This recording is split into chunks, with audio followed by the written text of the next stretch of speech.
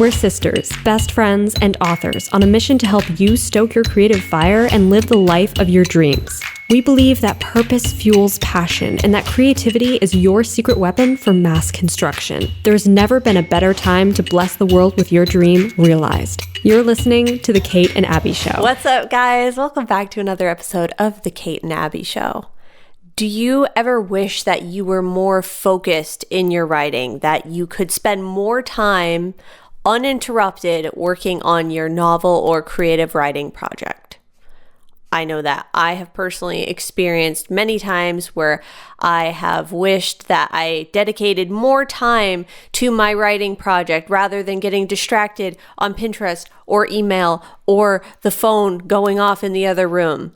And there are a few specific things you can do to help enhance your creative life by eliminating these distractions from your life, and that's what we're going to dig into today.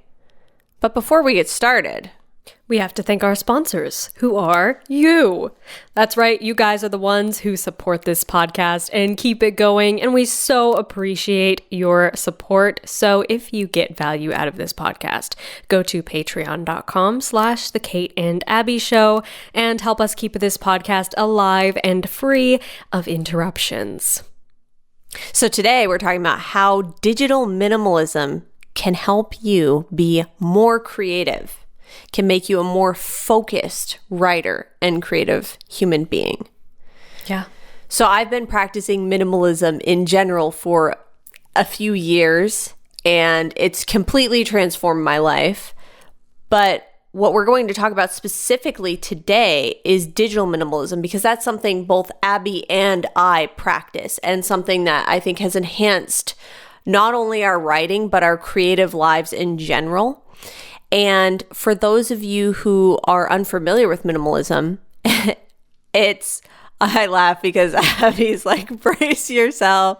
I love talking about minimalism because it's about promoting those things in your life that are helping you to stay focused, things that bring you joy, things that help you to be a creative person, and allowing yourself to let go of the things that you may, if you pull back and just look at them, you'll be like, I don't even know how that got there.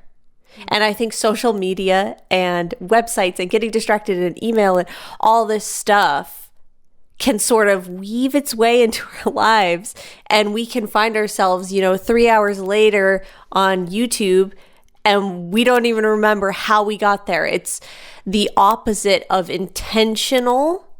You know what I mean? Mm-hmm. It just is accidental. It is the opposite of intentional living. So I think I get excited about this because if we can really allow ourselves to become mindful and conscious about the choices we're making involving our creativity, the choices we make around our creativity, around our careers, around what we create, we can transform what we're creating and make it a far more precise, conscious process. Mm-hmm. And as far as social media goes, social media websites and apps are designed to hold your attention for as long as possible, because that's what they want. They want you to continue to engage with their thing, whoever they may be. Instagram algorithm is designed to keep you scrolling. Right. Just keep you on this app for as long as possible. Exactly. YouTube algorithm is designed the same way. Why do you think you get a bunch of videos in your related little sidebar thingy? That algorithm has been watching you and watching your habits and what you click on so that it can serve you more video. Oh, you might like this, you might like this, you might like this. And it knows what you will like. It knows what will capture your attention. And it is designed to hold you there for as long as possible. And I mean, I won't even go into numbers as far as how many hours people spend on apps and stuff, but I think there is this overconsumption of social media and YouTube to the point where it is stealing your time. You're not willingly giving your time away, like you were saying. It's unconscious. It's unconscious, and you're like falling into the trap that these apps, gigantic tech companies, gigantic tech companies, for you to just unconsciously make these decisions. Yeah, they've designed it so that you don't have to think about it. You're just acting kind of on impulse, right? And so that is not. You're no longer doing something that serves you. You might be thinking, "Oh, this is what I want to be doing," but it's actually not. Mm-hmm. Like it's just an urge that you had because it popped up in your feed. Right. You know, like if I spent any time on YouTube, which I don't, like I don't watch YouTube at all. I've reached a point where I do not watch YouTube videos like ever, unless I'm trying to learn something specific, then I search it. And maybe if I did watch more YouTube, there would be like more actual relevant suggestions for me that would capture my attention more often. But it just like doesn't come up for me a lot because I do not watch YouTube. But I see the rabbit hole, and it is definitely easy to fall down that rabbit hole. Exactly. And the thing is, if you have to make a decision, you have to come to a conscious conclusion yourself. Me and Abbie can't make you come to this conclusion. Nobody can make you come to this conclusion except you, that your craft is important enough to give up other things for, to give up distractions for, because the things that we allow ourselves to get distracted from are things that on our subconscious level we're deeming aren't as important. Yeah. They're in a way, they're not vital. It's not that vital because we're dividing our attention constantly. Because if you were engaged in something that was vital, you wouldn't be checking your phone. Do you know what I mean? Yeah. And like it's become like more desirable to like do the other thing, even though it's not. Like, when did writing, for instance, since we're writers and we're talking about writing, when did writing become not fun or not as desirable of a task to engage in as a YouTube video or as, you know, a YouTube video about something that doesn't matter, probably. Yeah. You know what I mean? Something that probably doesn't even affect your life. Yeah. You know? Which it can be fine to watch YouTube videos in moderation, of course, for enjoyment, and just entertainment alone. But it shouldn't be like this go-to thing that takes priority, like you were saying. And like considering the thought of reframing your art to be that entertainment thing. Like, when did it stop being entertaining? Because like when I was a little kid, and we were both little kids, we would be vastly entertained by just sitting at our dining room table and making stories. Yeah. No phones, no computers. Yeah. No, like, nothing. That was my favorite kind of entertainment. Right. Was like making picture books. I remember there was a time when we would like make a picture book every day. Yeah. That was like, and they were like, you know, at least like 24 pages long. We'd like make all the drawings, all the illustrations, and write all the stories. And that was so exciting and fun to me. Mm-hmm. And in the end, you have something to show for it. You have something you can be proud of, and you can look back and be like, look at this cool thing I made. Even if it's just for your eyes only, it's still amazing. It's still an accomplishment, something you can be proud of. Right. Whereas, oh, look, I watched 2 hours of YouTube videos. Right. What an accomplishment. Exactly. And like, to parents who are watching or listening, like, if you've got young kids, I mean, there are amazing worlds waiting to open to them beyond screens. Abbie and I were raised with no phones, no computers. We were out in the Vermont hills playing games outside, writing books. Instead of giving your kid a tablet, give them pens, paper, markers, crayons. Give them an old-fashioned tablet, which was a writing tablet. Yeah, and see what they make. Yeah. Because it, like you said, it gives you that sense of accomplishment. It does, even for young kids. I mean, how many times have you had like a little kid run up? Like, I remember my internship at the library back in the day. But like, little kids running over to me being like, look what I made. That's a sense of accomplishment. from a very young child. You know what I mean? So that's important. Yeah. It makes you want to keep doing those things rather than, I was watching YouTube videos, or I was on this social media platform, and then your brain kind of resorts to that as, this is relaxing and enjoyable to me. This is entertaining for me. So now I go to that constantly, Yeah. It's kind of the same thing with like your diet, sort of. Whatever foods you introduce into your diet, those are going to be the things that your brain is satisfied by and wants to go back to. So you could be like, okay, I'm not going to eat any sugar and I'm only going to have, fresh fruit and berries. Okay, eventually your brain will be trained to accept and be attracted to the thought of eating berries and fruit for that like sense of like something sweet and yummy that I get pleasure out of. You know what I mean? Rather than ice cream or whatever the case Right. may And it's be. going to take time, and it's going to be, there's going to be a period of discomfort. But it's really just you're changing habits. Right. And so you're changing habits, and you get to choose your habits. You get to be conscious about which things do I perpetually do. And every single thing you're doing right now, regardless of whether it's good for you or bad for you, is something you've chosen to do, whether consciously or unconsciously.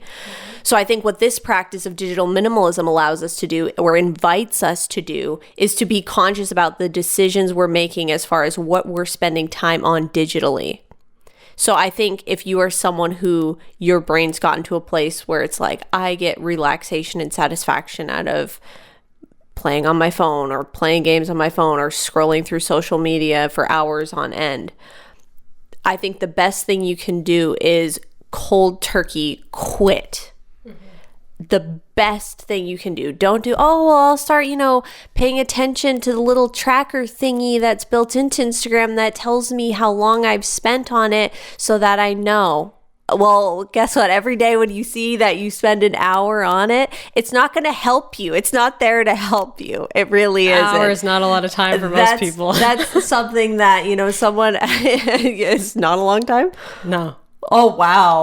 I've probably spent an hour on social media in the past year. Yeah, I know. Same. Because, and some of you guys might know this from following my channel, but I essentially live without a phone. I don't have social media except for my, as an author, I have it. So I do go on to specific websites on my laptop to update them and share, because that's what it's for. That's great. If you're sharing something beautiful with the world, that's great. And you should have a specific time that's scheduled in, like, oh, hey, I'm going to go share these things now. Just like how when we shared this video, I have planned out on my to-do list that I'm going to go ahead and share this video at some point. But I'm not allowing myself to just wander around on social media for hours on end, and I don't have any of those apps on my phone. If I decide, oh, hey, I'm specifically going to go do an Instagram live a week from now, I download the app special for that and probably turn on my phone that's been off for 3 weeks. I turn it on for the first time special for that. So you don't even have to be that extreme, because I understand I have a situation where I'm working from home. I live nearby to family, so I don't need to have a phone on to be contacted in that medium all the time. But some people do, you know what I mean? So you don't have to have your phones not on or something, but you can limit what is on your phone. What are those notifications? What notifications are coming through all the time? Is your phone constantly next to you, right there, going off, pinging, making noises, letting you know that someone just joined Instagram? You should really go look at what they posted. Yeah. Or your favorite band just went live.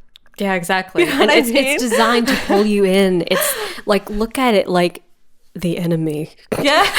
Look at it like this monster who wants to pull you away from all your art and your writing and all the good productive things that you're going to do today, that it's just lurking in the background, waiting, coming up with these little teasing things that it can say to you to get you to come into the app. Yeah. And it's just it's just like what I said a minute ago about changing your diet. is what's the easiest way to avoid eating a food that you are not supposed to be eating? Don't have it in your house. Yep. So what's the easiest way to avoid going on Instagram? Don't have it on your phone. Delete it. Uninstall the app. Because, and another thing to call out here is why are you using it? You know what I mean? I always like to ask myself why before I post anything at all on the internet, because I'm like, it's so impersonal. We're just in front of a screen. We don't connect in our minds how it's like we're actually sharing this. We're putting these words in front of hundreds of people, maybe thousands of people, maybe hundreds of thousands of people. Would I walk up on a street to that many people and say what I'm about to say right now? Would it do anything good for them? Or does it just draw attention to me or my ego? Because we all have an ego, and the ego is hungry for food to be fed to it. So ask yourself, is this tossing some food to the piranha of my ego? Or is this actually helping somebody? Yeah, it's really about it's actually inspiring someone. The giving and receiving. Mm-hmm. Are you on social media? Are you posting anything, even if it's on a blog or YouTube even? Is this about giving to someone else, giving to the world, helping to solve a problem, helping to make someone else's life better? Or is it about receiving praise, receiving likes, receiving comments, receiving affirmation, and things that will stroke your ego, like you were saying? And there's really, it falls into one of those two categories. Right. And I think if you really self-check and get quiet with yourself and think about it, and don't overthink it, but just ask yourself that question and be honest, I think you'll know right away. Am I giving right now, or am I looking for something to be given to me? Right. Yeah, exactly. And also realizing if that is the case, not beating yourself up for it. We can all fall into that trap. I think every single one of us sometimes feels like we need praise from others in order to bolster our confidence or ego. But realizing we're human beings, not human doings. It's not based off of what we do. We are already so sacred, special, unique, loved individuals already just because we exist. And I know that's a broad concept and everyone's on their own path to discover that. But try to, in the most just basic way, disassociate from this idea that what I put out and what I generate and the image I prop up on social media, what I do is who I am, because that's not true. Right. And when you take all of that away, who are you? Exactly. At the end of the day, when you're by yourself and your phone is off and nobody's there to see you, do you like yourself? Right. Would you do anything to make you happy? Right, because you should. Yeah. You should. You should love who you are, because who you are is someone that's never been here before. Think about that. Yeah.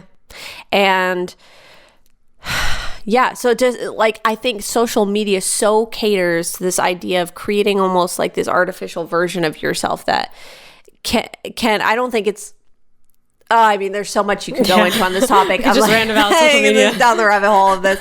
But there's so many things that are actually very destructive to our mental health on social media. There's tons of articles out there.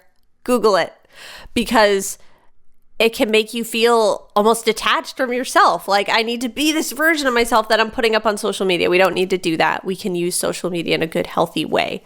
But before we do that, if we already have a gut feeling that I'm spending way too much time on this. This is distracting the heck out of me. You need to delete that. You need to delete all those apps off your phone. And if you're like, oh, well, that's how I contact so-and-so, tell them, hey, contact me by email. Hey, here's my phone number. Contact me by this, because I'm deleting this. And even tell people on your social media that, because it gives you accountability. Mm-hmm. There's no going back. If you don't tell anybody, it's well, I'm just going to download that again, because no one knows that I left. Oh, I accidentally liked that person's photo. Dang it. Yeah, now they're going to know I'm lying. Yeah, exactly. So I can't stay off of social media. Right.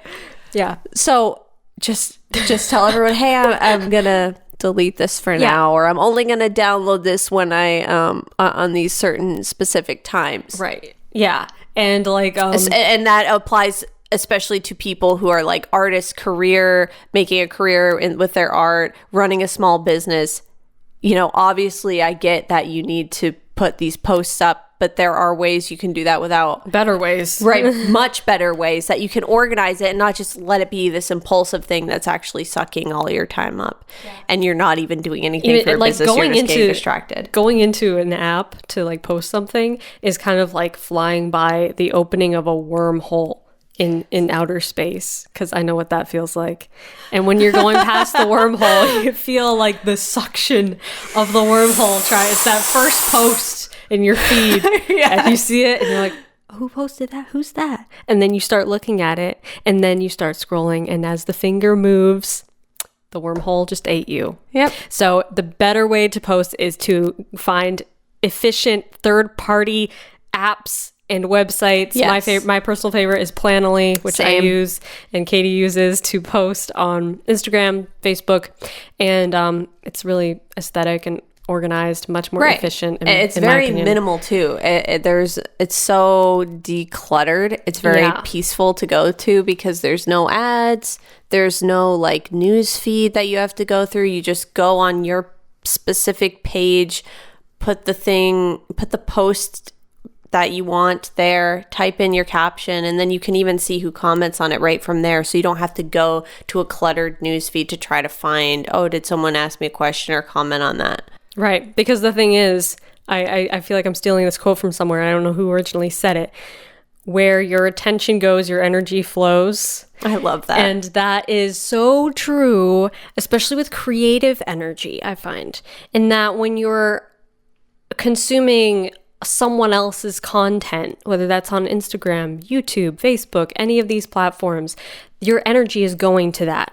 So the more energy you give to someone else's thing, and it might be a good thing, it might be something that you enjoy, it might have a positive benefit in your life, whether like it's a book or whatever, something that you're engaging with, but it is energy that you're spending there, and you can't necessarily get that energy back to spend on your own thing. So it's kind of this really minimalism approach of what happens when I take all of that away. When I'm, alone in a white room with nothing but a notebook and a pen, what happens? And I think you may surprise yourself with what happens and what comes out, how much creativity you didn't even know you had because you're spending your energy in other places on the internet and engaging with other things. You're filling your day with all this other stuff, and you don't know what you're capable of when you take all of that stuff away. Like until you take it away, you can't really see what you're capable of. And then when you do, that's when the magic happens. Exactly.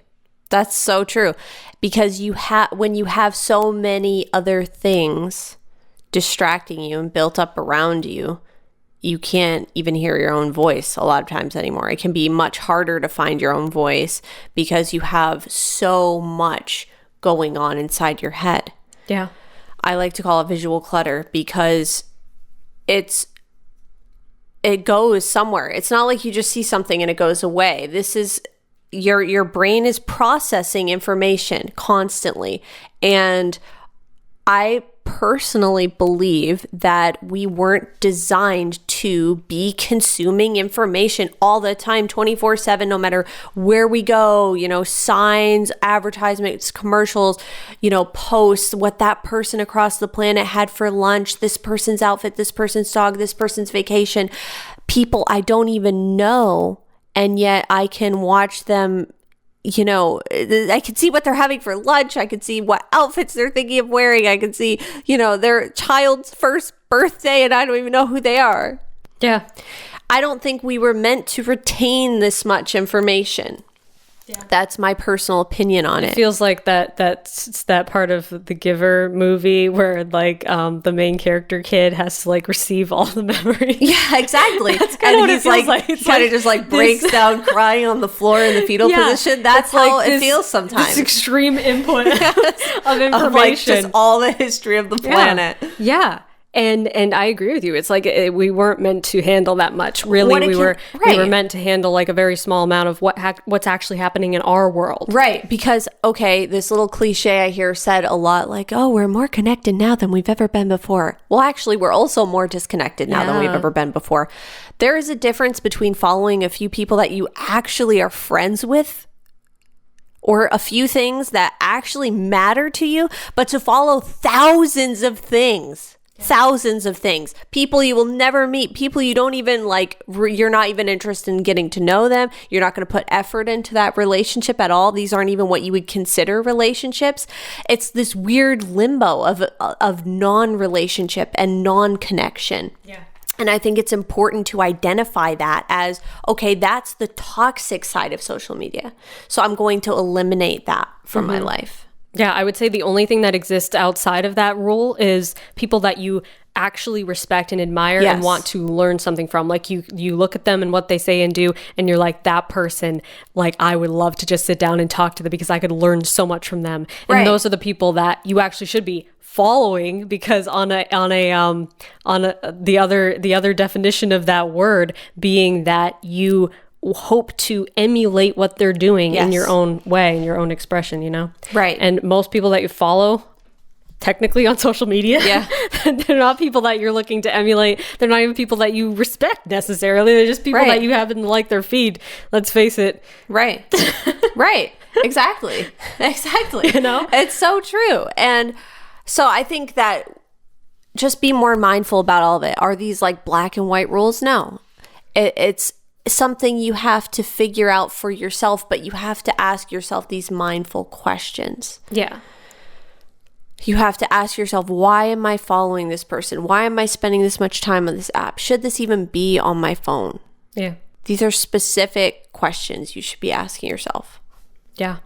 And once you ask these questions and find your answers, you will be on the path to finding more creativity and expression and more joy in your art.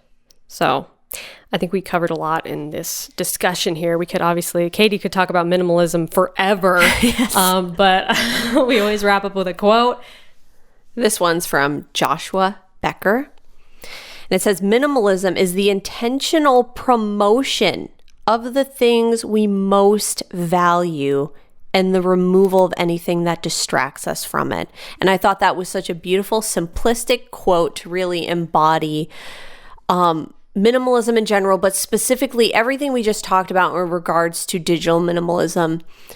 Really identify those things in your creative life that matter to you and let go of the things that are distracting you from it, the things that are keeping you from it, the things that are sucking up your time and robbing you of incredible opportunities that could be yours. You know, a year from now, you could have a book published, or you could have hundreds of hours racked up on social media. What would you like to have? Your choice. Your choice. It is. It's your choice to mindfully curate your own life. Yeah. So get after it. Yes. Thank you for listening to this episode. If you liked it, give it a thumbs up if you're on YouTube, or give us a nice rating if you're listening on the other podcast platforms. If you haven't seen the video version, head on over to Kate's YouTube channel, which is youtube.com/KAMens. Check that out. I have a bunch of writing videos as well.